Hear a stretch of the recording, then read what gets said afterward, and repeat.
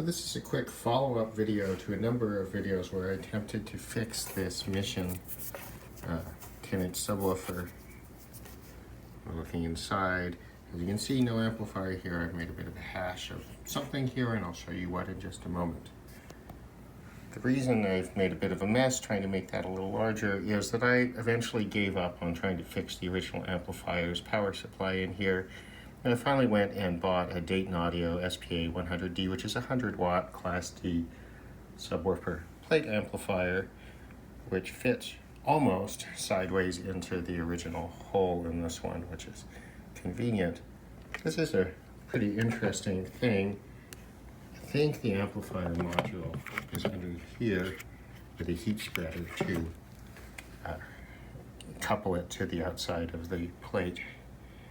This works fine. I've been using it, and what I'll show you is that the installation of this is absolutely straightforward. Once you, as I said, I cut into that with a chisel and ripped it up. I've just put some paint on, which, I mean, is fine. I won't ever see it.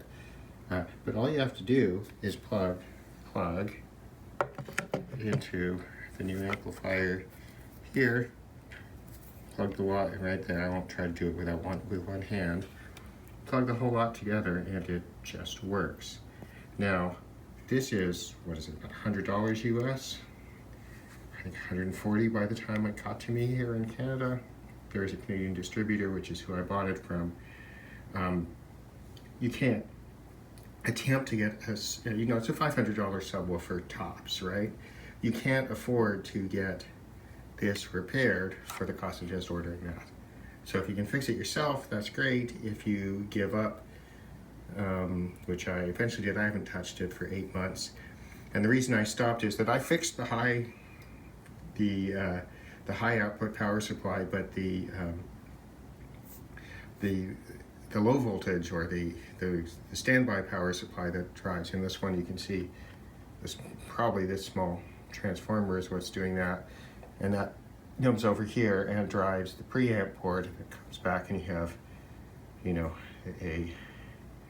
probably a MOSFET and the transformer, which then creates the high output power supply, which is going to drive the amplifier chip that's behind here. And I assume that some of this is the filtering. We see a bunch of diodes. I assume some of this is the filtering from that, and there's also going to have to be a low pass filter for off the subwoofer amplifier, and that'll be in here somewhere.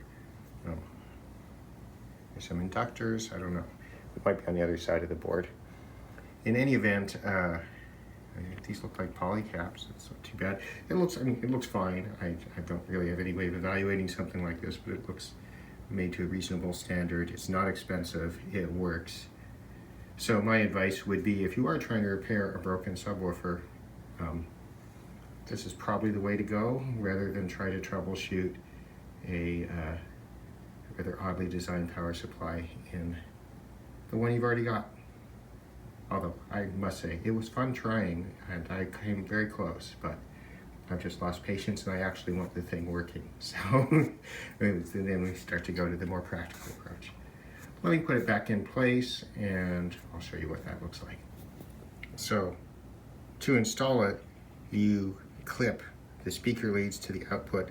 The amplifier comes with leads with spade terminals, but the existing one in the speaker is the same connector, so we just plug it in and don't worry about it.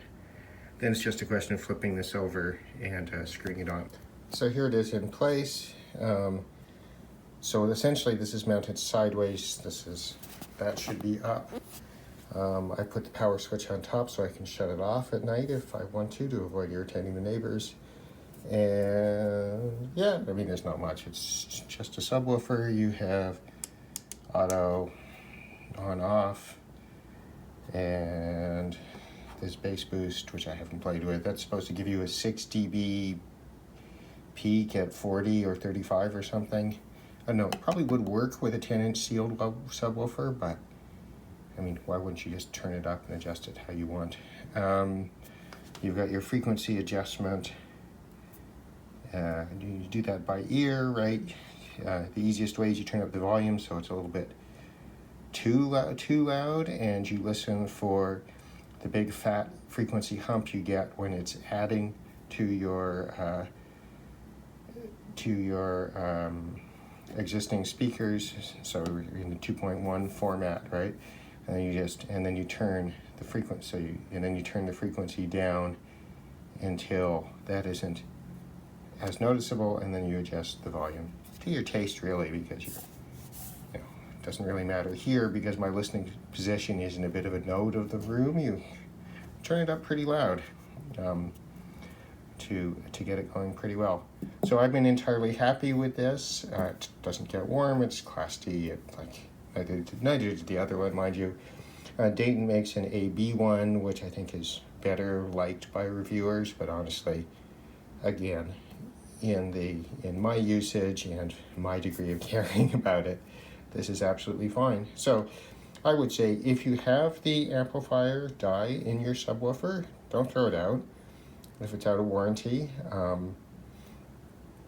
mean, you could try to fix it the way I did with mine, but you can also, order the ones kind of come as close as possible to fitting in the hole you've got in the back of your subwoofer. It would be straightforward to glue up a piece inside if it was smaller.